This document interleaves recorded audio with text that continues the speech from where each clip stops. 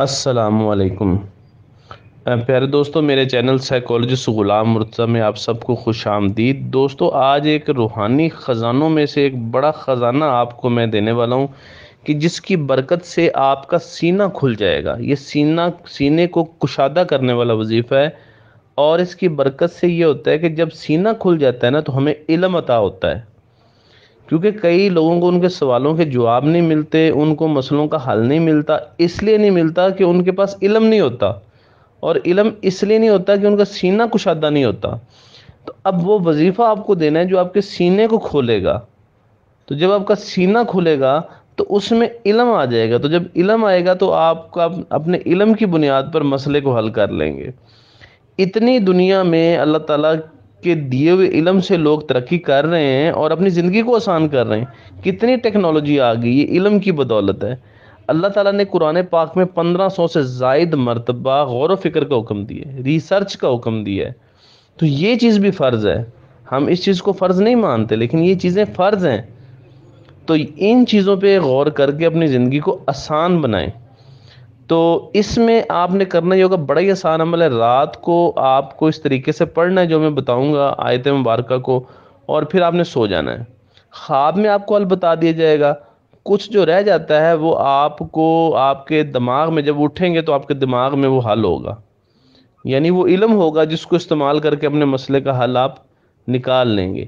روحانیت ہمارے بزرگوں کا خزانہ ہے، ہمارے انبیاء کا خزانہ ہے، اللہ تعالیٰ کی طرف سے ایک نعمت ہے۔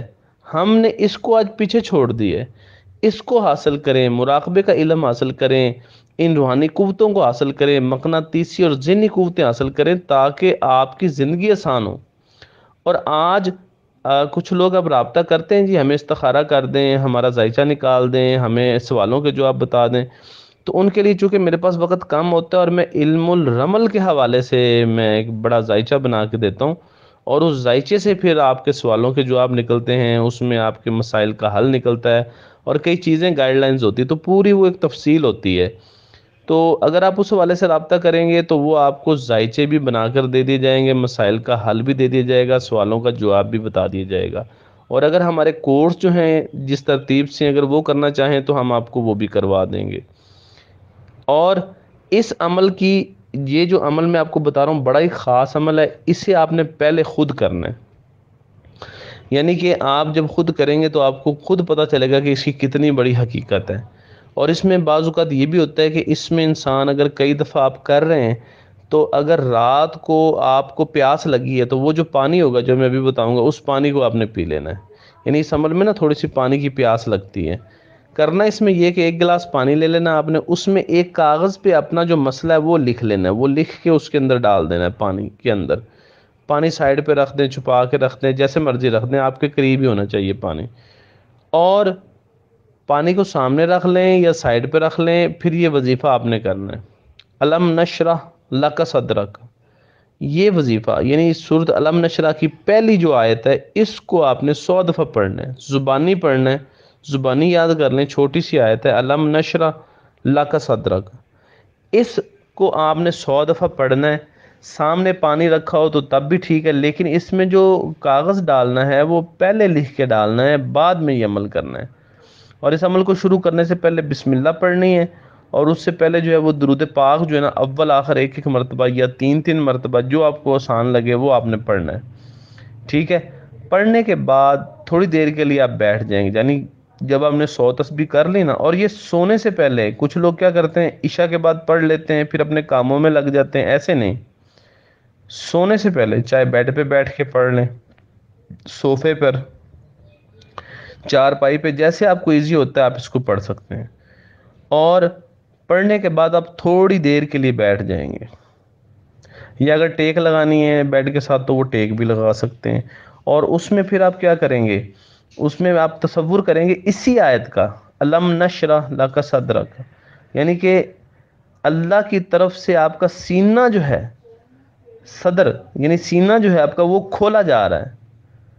الم نشرح لک صدرک یعنی کہ وہ آپ کا سینہ کھولا جا رہا ہے۔ آپ تھوڑی دیر اس مراقبے میں رہیں گے کہ اللہ کی طرف سے نور، روشنی، لائٹ، علم، انرجی، قوت، طاقت، ساری چیزیں آپ میں آ رہی ہیں اور آپ کا سینہ جو ہے وہ کشادہ ہو رہا ہے تاکہ علم کے لیے کوئی رکاوٹ نہ بنے۔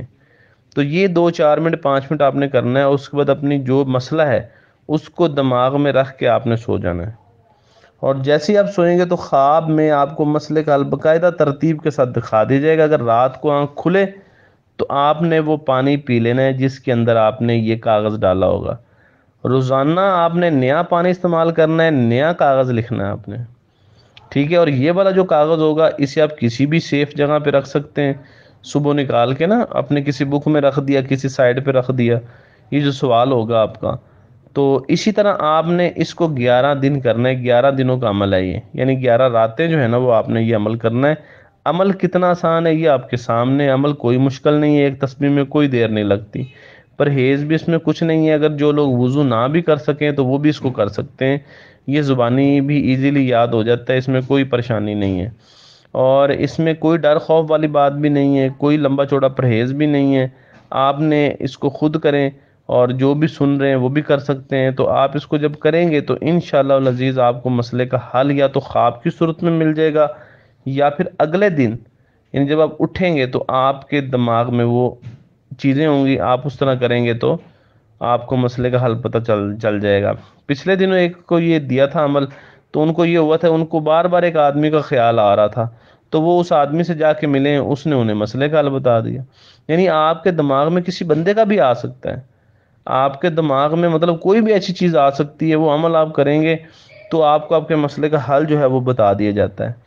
آسان عمل ہے، اس کو کریں تو انشاءاللہ 11 دنوں تک کریں تو 11 دنوں کے اندر ہی آپ کے مسئلے کا حل ہو جائے گا۔ اور اس میں کوئی بات نہ سمجھ آئی ہو تو آپ مجھ سے پوچھ سکتے ہیں، اور اگر آپ نے ہمارے کورسز کرنے ہو، ذائچہ بنوانا ہو، استخارہ کروانا ہو، کوئی بھی ایسی بات ہو، تب بھی آپ رابطہ کر سکتے ہیں۔ بہت شکریہ۔